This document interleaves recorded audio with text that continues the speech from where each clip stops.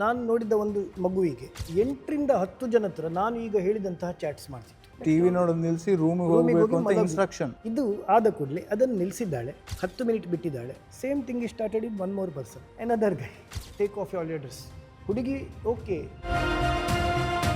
This is all virtual. ಇದು ನಿಜ ಜೀವನದಲ್ಲೆಲ್ಲ. This is not being seen by any parents because of the privacy concern. Touch your, touch this, touch your, which kids do.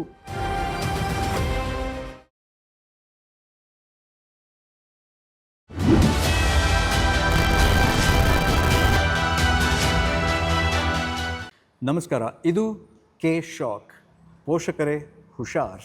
Badakila Pradeep YouTube ಚಾನಲ್ನ ಸಾಮಾಜಿಕ ಕಳಕಳಿಯ ಭಾಗವಾಗಿ ಈ ಸರಣಿಯನ್ನು ನಾವು ನಿಮಗಾಗಿ ತರ್ತಾ ಇದ್ದೀವಿ. ನಮ್ಮ ಜೊತೆ ಗಣೇಶ್ ಕುಡ್ವ ಅವರಿದ್ದಾರೆ. ಅವರು ಈ ವಿಚಾರವಾಗಿ ಹಲವಾರು ಪ್ರಯತ್ನಗಳನ್ನು ಮಾಡ್ತಾ ಜನರಿಗೆ ಜಾಗೃತಿ ಮೂಡಿಸೋದು, ಹಾಗೆ ಪೋಷಕರಿಗೆ ಜಾಗೃತಿ ಮೂಡಿಸೋದು, ಅದಕ್ಕಿಂತ ಮಿಗಿಲಾಗಿ ಸರ್ಕಾರವನ್ನು ಬಡಿದೆಬ್ಬಿಸೋದು, ಅದಕ್ಕೆ ಕೋರ್ಟ್ ಮುಖಾಂತರ ಹೋರಾಟ ಮಾಡೋದು, ಈ ಎಲ್ಲ ಪ್ರಯತ್ನಗಳನ್ನು ಮಾಡ್ತಿದ್ದಾರೆ. ಆ ಪ್ರಯತ್ನದಲ್ಲಿ ಅವರು ಇಷ್ಟು ದಿನ ಬರೀ ಹೋರಾಟ ಮಾತ್ರ ಅಷ್ಟೇ ಸಾಫಲ್ಯ ಪಡೆದಿಲ್ಲ. ಯಾಕಂದರೆ ಅವರಿಗಿರುವ ಕಳಕಳಿ ಎಲ್ಲರಲ್ಲೂ ಇದೆ ಅಂತಲ್ಲ, ಮನಸ್ಸಿನೊಳಗಿದ್ದರೂ ಹೊರಗೆ ಬರಲ್ಲ. ಹಾಗೆ ಅವರು ಹೇಳ್ತಾ ಇದ್ದರು, ಕೆಲವರಿಗೆ ಹೋಗಿ ಅವ್ರನ್ನ ಅಪ್ರೋಚ್ ಆದರೆ ತನ್ನನ್ನು, ಅಂದರೆ ತನ್ನ ಫ್ಯಾಮಿಲಿನ ಟಾರ್ಗೆಟ್ ಮಾಡ್ತಿದ್ದಾರೆ, ತಮ್ಮ ಮಕ್ಕಳನ್ನು ಏನೋ ಎಕ್ಸ್ಪೋಸ್ ಮಾಡೋದಕ್ಕೇನೋ ನೋಡ್ತಿದ್ದಾರೆ ಅನ್ನೋ ಭಯವನ್ನು ಕೂಡ ತೋರಿಸ್ತೋರಿದ್ದಾರೆ. ಹಾಗೆ ಯಾವುದೋ ದೊಡ್ಡ ದೊಡ್ಡ ವ್ಯಕ್ತಿಗಳನ್ನು ಮಾತಾಡಿಸಿದ್ರೆ ಮೊದಲ ಮಾತುಕತೆಯಲ್ಲಿ ಏನೋ ಪಾಸಿಟಿವ್ ರೆಸ್ಪಾನ್ಸ್ ಇದ್ದರೆ ನಂತರ ಯಾವುದೇ ಉತ್ತರ ಇಲ್ಲದೆ ಇರುವಂತಹ ಪರಿಸ್ಥಿತಿಗಳು ಕೂಡ ಬಂದಿದೆ. ಅವ್ರು ಹೇಳ್ತಾ ಇದ್ರು, ಒಬ್ಬ ಮಗು ಕೋಣೆಯೊಳಗೆ ಹೋದ್ಮೇಲೆ, ಮೊಬೈಲ್ ಕೈಗೆ ಬಂದಮೇಲೆ ಯಾವ ಥರದ ಚಾಟ್ಸ್ ನಡೆಯುತ್ತೆ, ಯಾವ ಥರದ ಮಾತುಕತೆಗಳು ನಡೆಯುತ್ತೆ, ಕೇಳೋದಕ್ಕೆ ಬೇಜಾರಾಗತ್ತೆ, ಶಾಕ್ ಆಗತ್ತೆ, ಹುಷಾರಾಗಿರಬೇಕಾಗತ್ತೆ. ಅದಕ್ಕೋಸ್ಕರನೇ ಈ ಸರಣಿ ಮತ್ತೊಮ್ಮೆ ಕಾರ್ಯಕ್ರಮಕ್ಕೆ ಸ್ವಾಗತ. Thank you sir. ಈ ಒಂದು ಇನ್ಸಿಡೆಂಟ್, ಇದು ಒಂದು ಇನ್ಸಿಡೆಂಟ್ ಅಲ್ಲ, ಐ ಥಿಂಕ್ ಇದು ಈ ಥರದ ಟ್ರ್ಯಾಪಿಗೆ ಬಿದ್ದವರ ನಿತ್ಯದ ಕಥೆ. ನಿತ್ಯದ ಕಥೆ. ಇದರಲ್ಲಿ ನಾನು ಮುಖ್ಯವಾಗಿ ನೋಡಿದ್ದೇನೆಂದರೆ, ಯಾಕೆ ಅದರ ಅಟ್ರಾಕ್ಷನ್ ಅಂದರೆ, ಅಲ್ಲಿ ನಾನು ನೋಡಿದ ಒಂದು ಮಗುವಿಗೆ 8ರಿಂದ 10 ಜನ ಹತ್ರ ನಾನು ಈಗ ಹೇಳಿದಂತಹ ಚಾಟ್ಸ್ ಮಾಡ್ತಿತ್ತು. ಇದರಲ್ಲಿ ಏನಿತ್ತಂದರೆ, ಮನೆಗೆ ಹೋಗಿ ಮುಟ್ಟಿದ ನಂತರ ಐ ರೀಚ್ಡ್ ಹೋಮ್, ಅಲ್ಲಿಂದ ಶುರು. ಇನ್ನೊಬ್ಬ ವ್ಯಕ್ತಿ ವಿಯೆಟ್ನಾಂ ಅಥವಾ ಫಿಲಿಪೈನ್ಸಲ್ಲಿದ್ದವ ಹೇಳ್ತಿದ್ದಾನೆ, okay what are you doing in your home? I am watching T V. No, stop it, go inside and sleep. TV ನೋಡೋದು ನಿಲ್ಲಿಸಿ ರೂಮಿಗೆ ಹೋಗಬೇಕು ಅಂತ ಇನ್ಸ್ಟ್ರಕ್ಷನ್. ಹೌದು, ಇವಳು ಹೋಗಿದ್ದಾಳೆ ಆ ಹುಡುಗಿ. Next message was, okay I am in my bedroom, what should I do? ಅಲ್ಲಿಂದ ಶುರು ಆದದ್ದು ಆಲ್ಮೋಸ್ಟ್ ಹೇಳಲಿಕ್ಕೆ ಕಷ್ಟ, ಆದರೆ ಉಪಾಯ ಇಲ್ಲದೆ ಹೇಳಲೇಬೇಕಾಗ್ತದೆ. ಯಾಕಂದರೆ ಇದು ಗೊತ್ತಾದರೆ ಮಾತ್ರ it will be hard hitting and it is a bitter truth. Next ಏನು ಹೇಳ್ತಿದ್ದಾಳೆ ಅಂದರೆ ಹುಡುಗಿ, I am in my bedroom, what should I do? His response is, take off all your dress. ಹುಡುಗಿ okay, I have taken off my dress. This is all virtual. ಇದು ನಿಜ ಜೀವನದಲ್ಲೆಲ್ಲ. ಅವಳು virtually ಹೇಳ್ತಿದ್ದಾಳೆ, virtually ಮಾಡ್ತಾ ಇದ್ದಾಳೆ. ಅವಳಿಗೂ ಮನಸ್ಸಿನಲ್ಲಿ ಖುಷಿ, ಅವನಿಗೂ ಮನಸ್ಸಿನಲ್ಲಿ ಇವಳನ್ನು ಮ್ಯಾನಿಪುಲೇಟ್ ಮಾಡಿದ ಖುಷಿ. ಎದುರು ಇಲ್ಲ, ಖಾಲಿ ಇದರಲ್ಲಿ. ನೆಕ್ಸ್ಟ್ ಮೆಸೇಜ್ ವಾಸ್, ನಾವು ಮೈಂಡನ್ನು ಹಾಳು ಮಾಡೋದಕ್ಕೆ ಸಾಕು. ಮೈಂಡನ್ನು ಹಾಳು ಮಾಡೋದು ಮಾತ್ರ, ಡಿಪ್ರೆಷನ್ನಿಗೆ ಹೋಗಿತ್ತು, ತುಂಬ ಡಿಪ್ರೆಷನ್ಗೆ ಹೋಗಿತ್ತು. ಇದು ಮುಗಿಯುವಾಗ ನಿಮಗೆ ಗೊತ್ತಾಗ್ತದೆ ಏನಂತ. Hold my dick in your hand. Okay, it is getting hard, it is getting big. ಈ ರೀತಿಯ ರೆಸ್ಪಾನ್ಸ್ಗಳು ಬರ್ತಾ ಉಂಟು. ಈ ರೀತಿಯ ರೆಸ್ಪಾನ್ಸ್ ಬಂದಾಗ ಇದು ಕಂಟಿನ್ಯೂ ಆಗ್ತಾಯಿತ್ತು. This was called virtual sex, to the point of ಒಂದು ಗಂಡ ಹೆಂಡತಿ ಏನು ಮಾಡ್ತಾರೆ ಅದನ್ನು ಆ ಇಬ್ಬರು ಡಿಸ್ಕ್ರೈಬ್ ಮಾಡ್ತಾ ಇದ್ದಾರೆ ಅಲ್ಲಿ. 14 ವರ್ಷ 15 ವರ್ಷದ ಒಳಗಿನ ಹುಡುಗಿ, ಮತ್ತು ಅವನು ಯಾರಂತ ಗೊತ್ತಿಲ್ಲ ಆ ವ್ಯಕ್ತಿ. ಮತ್ತು ಆ ಏಜ್ನಲ್ಲಿ ಆ ಕುತೂಹಲಗಳು ಸಹಜ ಹೆಚ್ಚು. ಹೌದು. ಮಾತ್ರ ಅಲ್ಲ, the last message was totally unrealistic. ಆದರೆ ನನಗೆ ಕೇಳಿಯೇ ಆಶ್ಚರ್ಯ. I am morning, I can't control my self, clean me. ಇದು ಹುಡುಗಿ ಲಾಸ್ಟ್ ಮೆಸೇಜ್. ಇದರಿಂದ ಏನು ಮನಸ್ಸಿಗೆ ನಮಗೆ ಬರ್ತದೆ ಕೇಳುವಾಗ? ಇದು ಆದ ಕೂಡಲೇ ಅದನ್ನು ನಿಲ್ಲಿಸಿದ್ದಾಳೆ. 10 ಮಿನಿಟ್ ಬಿಟ್ಟಿದ್ದಾಳೆ. Same thing is started with one more person, another guy. He is also happy, she is also happy. ಇದು ಆಗ್ತಾ ಉಂಟು. ಯಾಕೆಂದರೆ this is not being seen by any parents because of the privacy concern. That was what ನಾನು ನಿಮ್ಮ ಮೊದಲಿನ ಎಪಿಸೋಡಲ್ಲಿ ಒಂದು ಸಲ ಹೇಳಿದಾಗೆ ಸೈಬರ್ ಕ್ರೈಮಿಗೆ ಒಂದು ತಂದೆ ಕೇಳಿದ್ದು ಇಂಥದ್ದನ್ನೇ ನನಗೆ ನೋಡಬೇಕಿತ್ತು, ಏನು ಮಾಡಿದ್ದಾರೆ ಮಕ್ಕಳು ಅಂತ. ಇದನ್ನು ನೋಡಲಿಕ್ಕೆ ಬಿಡ್ತಾ ಇಲ್ಲ ಇನ್ಸ್ಟಾಗ್ರಾಮ್. ಪ್ರೈವೇಸಿ ಅಂತ ಹೇಳಿ ನಾನು 13 ವರ್ಷದ ಮಗುವಿಗೆ ಪ್ರೈವೇಸಿ. ತಂದೆಗೆ ರೈಟ್ಸ್ ಇಲ್ಲ. ಹಾಗಾದರೆ ತಂದೆಯ ರೈಟ್ಸನ್ನು ಕಟ್ ಮಾಡಿ ಪ್ರೈವೇಸಿ ಅವಳಿಗೆ ಕೊಡ್ತಾ ಉಂಟು to destroy our family system. ಇದು ಮಾಡುವಾಗ 18-21 ವಯಸ್ಸಿನ ನಂತರ ಅವರ ರೈಟ್ಸು ಇವರ ರೈಟ್ಸು ಬೇರೆ ಹೌದು ಮಾಡ್ಬೋದು. ಆದರೆ ಇದು 13ರಿಂದಲೇ ಆ ಫ್ರೀಡಮ್ ಸಿಗ್ತಾ ಇರೋದೇ ಡೇಂಜರು. ತುಂಬ ಡೇಂಜರಸ್ ಫ್ರೀಡಮ್ ಇದು. Dangerous privacy. ನಿಮಗೆ 13 ವರ್ಷ ಆದ ನಂತರ ನಿಮಗೆ ಮಕ್ಕಳನ್ನು ಸಾಗುವುದು ಮಾತ್ರ ಕೆಲಸ ಆಯಿತು, ಅವರನ್ನು ಸರಿ ಮಾಡುವ ಕೆಲಸ ನಿಮಗೆ ಇಲ್ಲ. ಇನ್ಸ್ಟಾಗ್ರಾಮ್ ಮಾಡ್ತದೆ ಅದನ್ನು. ಹಾಗೆ ಆಯ್ತಲ್ಲ ಇದು. ಇದಾಗುವಾಗ ಇದು ಇಷ್ಟು ಆದ ನಂತರ ವೈ ದಿಸ್ ಈಸ್ ಅದೇ ಆ ಇನ್ಸ್ಟಾಗ್ರಾಮ್ ಆಗಲಿ ಅಥವಾ ಯಾವುದೇ ಸೋಷಿಯಲ್ ಮೀಡಿಯಾದಲ್ಲಿ ನಿಮಗೆ ಅರ್ನಿಂಗ್ ಮಾಡಬೇಕು ಅಂತಂದರೆ 18 ದಾಟಬೇಕು. ಹೌದು ಹೌದು. ನೀವು ಬ್ಯಾಂಕ್ ಅಕೌಂಟ್ ಅದರೊಳಗಡೆ ಅರ್ನಿಂಗ್ ಆದರೂ ಕೂಡ ಅವರ ಪೇರೆಂಟ್ಸ್ ಹೆಸರಲ್ಲಿ ಅರ್ನಿಂಗ್ ಆಗಬೇಕು.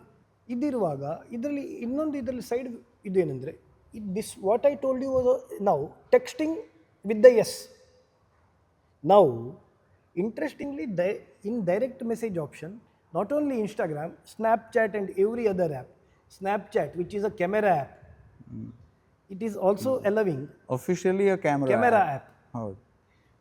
ಅದು ಕೂಡ ಏನು ಬಿಡ್ತಾ ಉಂಟಂದರೆ ವಿಡಿಯೋ ಕಾಲ್ಸ್ ಮತ್ತು ಫೋನ್ ಕ್ಲಿಪ್ಸ್ ಕಳಿಸ್ಲಿಕ್ಕೆ ಬಿಡ್ತದೆ. Then where is the control? ಇದು ಆಗೋದ್ರಿಂದ ಏನಾಗ್ತಾ ಉಂಟಂದರೆ girls have been asked in my test account only. That girl was asked, show video call, I'll call you, first you switch off your camera, you just see my body. One guy is telling first step. She first tells simply, I answered as a girl, no, I don't want to see. 3-4 times. Then a direct call came. When you lifted, block your camera. My camera is blocked, she cannot see me, but he's showing his nude body in all directions. And the saddest part was he was masturbating on live TV. I mean live camera. If the girls like it, ಒಂದು 10 ಸಲ ಮಕ್ಕಳು block ಮಾಡ್ತಾರೆ. Then out of 11th time or 12th time, curiosity, she will send her image. Then he'll tell, do this, do that. Instructions start coming. Touch your body, touch these parts, touch your private parts, which kids do. It's being recorded there, which you are not aware. ಇದೆಲ್ಲ ಆಗುವಾಗ what is happening ಅಂತ ಹೇಳುವ ಒಂದು ಪರಿಸ್ಥಿತಿ. Why not our government is taking this serious? Actually, Instagram stop it in a second using AI. Once this kind of starts, it can stop. But they are not stopping it. ಅದರಲ್ಲಿ ಸಾಧ್ಯತೆಗಳಿದೆ. ಸಾಧ್ಯತೆ ಅಲ್ಲ, 100% ಮಾಡ್ಲಿಕ್ಕೆ ಆಗ್ತದೆ within seconds. ಆದರೆ ಅವರು ಮಾಡ್ತಾ ಇಲ್ಲ, ಮಾಡಲ್ಲ. And if you go to the police department or anyone, they are not willing to take these complaints against Instagram or any other social media, because they tell, ನಾವು ಕೊಡೋದು ಮಾತ್ರ ಸರ್, ಏನು ಮಾಡೋದಿಲ್ಲ, ನಮಗೆ ಅವರ ಮೇಲೆ ಹೋಲ್ಡ್ ಇಲ್ಲ. ಅವ್ರು ಯಾಕಿದ್ದಾರೆ, ಏನು ಮಾಡಲಿ ಅವ್ರು ಹೇಳ್ತಾರೆ, ನಮ್ಮ ಮೇಲಿನವರಿಗೂ ಏನು ಮಾಡ್ಲಿಕ್ಕೆ ಆಗ್ತಾ ಇಲ್ಲ. Courts also know. Someone has to question this in court. Only then it will stop. That's why I am trying to question it in court. Not a single person. ಭಾರತದಲ್ಲಿ ಯಾರು ಟ್ರೈ ಮಾಡ್ತಾ ಇದ್ದಾರೆ? ನಾನು 1.5 ವರ್ಷದಿಂದ ಟ್ರೈ ಮಾಡ್ತಾ ಇದ್ದೇನೆ. ನನಗೆ ಯಾವ ರೀತಿಯಲ್ಲಿ ಟ್ರೈ ಮಾಡಿದ್ರಿ? ಆರ್ಟಿಕಲ್ಸ್ ಬರೆದಿದ್ದೇನೆ ನಾನು ಬೇರೆ ನ್ಯೂಸ್ ಪೇಪರ್ಸ್ಗಳಲ್ಲಿ. ಮಾತ್ರ ಅಲ್ಲ, ಟಾಕ್ಸ್ ಕೊಟ್ಟಿದ್ದೇನೆ, ಶಾಲೆಗಳಲ್ಲಿ ಟಾಕ್ಸ್ ಕೊಟ್ಟಿದ್ದೇನೆ. ಈಗ ಕೆಲವರು ಬಂದು ಕೇಳ್ತಾ ಇದ್ದಾರೆ ಏನು ಮಾಡ್ಬೋದು ಅಂತ. ಈಗ ನೀವು ಕೇಳಿದ್ರಿ ಏನು ಮಾಡ್ಬೋದು ಅಂತ. The last answer is legislative change. Otherwise what ನಾವು ಈಗಾಗಲೇ ನಾವು ಅದ್ರ ಬಗ್ಗೆ ಮಾತಾಡಿದ್ವಿ. ಗವರ್ಮೆಂಟ್ ರೆಡಿ ಇಲ್ಲ ಅಲ್ಲ ಅದಕ್ಕೆ. ಗವರ್ಮೆಂಟ್ ರೆಡಿ ಇಲ್ಲ ಅಂದರೆ the next answer is we have to put it in court and ask the government to take action. But ನೀವು ಒಬ್ಬರೇ ಮಾಡಿದ್ರೆ ಸಾಕು. ನಾನು ಒಬ್ಬನೇ ಮಾಡಿದ್ರು with these proofs. The court should ask the government, what action will you take now for all these things? So many evidences. ಯಾಕಂದರೆ government ತಗೊಳ್ಳಿಕ್ಕೆ ಕೇಳ್ತಾ ಇಲ್ಲ. ಯಾಕಂದರೆ government has not seen the underneath of the iceberg. That is my main ಇದು. ಮತ್ತು ಇಲ್ಲಿ ನಾನು ಈಗ ತೋರಿಸಿದ್ದೇನೆ, ಒಬ್ಬರು MLA ಅವರಿಗೇನು ತೋರಿಸಿದೆ. ಚ ನಾನು ಅದನ್ನು ನೋಡಿದಿಲ್ಲ, ಇಲ್ಲಿ ದೇವರ ಫೋಟೋ ಉಂಟು, ಆಚೆ ಕೊಂಡೋಗಿ ಈಚೆ ಕೊಂಡೋಗಿ ಅಂತ ಹೇಳಿದರು. ಒಬ್ಬರು MLA, ಇಬ್ಬರು MLA, ಒಬ್ಬರಲ್ಲ. ಅಷ್ಟು ಇದು ಮಾಡಿದರೆ ಅವರಿಗೆ ಏನಾಗ್ತಾ ಉಂಟಂತ ಗೊತ್ತಾಗದಿದ್ದರೆ ಅವರಿಗೆ ಗೊತ್ತೇ ಇಲ್ಲ ನಾನು ಏನು ಹೇಳ್ತಾ ಇದ್ದೇನೆ ಅಂತ. This conversation he is not ready to hear. Today you have to be ready to hear what is happening in reality and you have to face it. ಮೊದಲಿನ ಕಾಲದಲ್ಲಿ ಚಾಚಾ ಅದು ಹೇಳಬೇಡ ಅಂತ ಹೇಳಬೇಡ ಹೇಳಿದ್ರೆ ಗೂಗಲಲ್ಲಿ ಎಲ್ಲ ಸಿಗ್ತದೆ, ಎಲ್ಲ ತೋರಿಸಿ ಆಗಿದೆ ಗೂಗಲ್ ನಿಮಗೆ. ಇವತ್ತು ನೀವು ಹೇಳಬೇಡ ಅಂತ ಹೇಳುವ ಮಾತು waste. If you are not telling, Google will tell.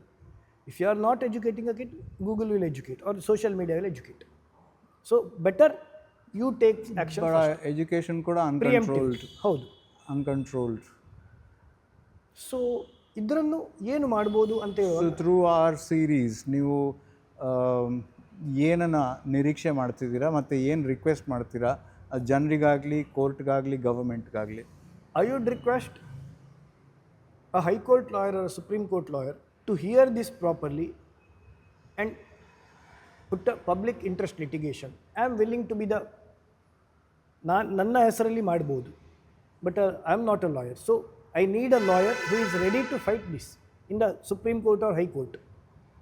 And I want him to ask the judge, tell the center and ask what the center is doing for this, and see all these things openly. The time is over. ಮೊದಲು ಸಮಯ ಏನಿತ್ತಂದರೆ ಹೇಳದೇ ಇರ್ಬೋದು, ಇವತ್ತು ಹೇಳದೇ ಇರುವಂಥ ಸಮಯ ಹೋಯಿತು. We have come out of it. Everything is happening to the point it will be interesting. I can tell you something about emojis. In the next episode I think we should discuss about ಬಗ್ಗೆ ಮಾತಾಡಬೇಕು, emojis ಬಗ್ಗೆ ಅಂತ ಕಾಣ್ತದೆ. First I want a lawyer and a lawyer to put a public interest litigation with directions to the center, what you are doing and what action will you take.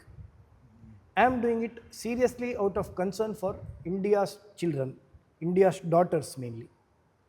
I have no children, I don't have any biological children, so actually I don't need to fight, but this is my concern for my country. ಈ ವಿಚಾರಗಳನ್ನು ಮಾತಾಡ್ತಾ ಈಗಾಗಲೇ ನಾವು ಹೇಳಿದ ಹಾಗೆ ಪ್ರಯತ್ನ ಪಡೋರಿದ್ದರೂ ಕೂಡ ಅದಕ್ಕೆ ಬೇಕಾದ ಬೆಂಬಲ ಸಿಗದೇ ಇರೋದರಿಂದ 1.5 ವರ್ಷದ ಇವರ ಈ ಪ್ರಯತ್ನ ಇನ್ನಾದರೂ ಫಲ ಸಿಗಬೇಕು ಅಂತಂದರೆ ಅವರಿಗೆ ಬಲ ಸಿಗಬೇಕು, ಬೆಂಬಲ ಸಿಗಬೇಕು. ಅದನ್ನು ಅವರು ನಿರೀಕ್ಷೆ ಮಾಡ್ತಿದ್ದಾರೆ. ನಮ್ಮ ಪ್ರಯತ್ನ ಕೂಡ ಅಷ್ಟೇ. ಈ ಮಾತುಕತೆ ಮೂಲಕ ಬರೀ ಕಥೆಗಳನ್ನು ಹಂಚ್ಕೊಳ್ಳೋದಷ್ಟೇ ಅಲ್ಲ, ಇದರ ಹಿಂದಿನ ವ್ಯಥೆಗಳನ್ನು ನಿಮ್ಮ ಜೊತೆ ಹಂಚ್ಕೊಳ್ಳೋದಿರ್ಬೋದು. ಇದರ ಮೂಲಕ ಒಂದಿಷ್ಟು ಮನಸ್ಸುಗಳು ಜಾಗೃತ ಆಗಿ, ಒಂದಿಷ್ಟು ಶಕ್ತಿಗಳು ಪ್ರೇರಿತವಾಗಿ ಈ ಮೂಲಕ ಒಂದು ಬದಲಾವಣೆಗೆ ಹಾದಿ ಸಿಗಲಿ ಅನ್ನೋದೇ ನಮ್ಮ ಆಶಯ. ಮುಂದಿನ ಸಂಚಿಕೆಯಲ್ಲಿ ಸಿಗೋಣ. ಪೋಷಕರೇ ಹುಷಾರ್. Thank you so much. ನಮಸ್ಕಾರ.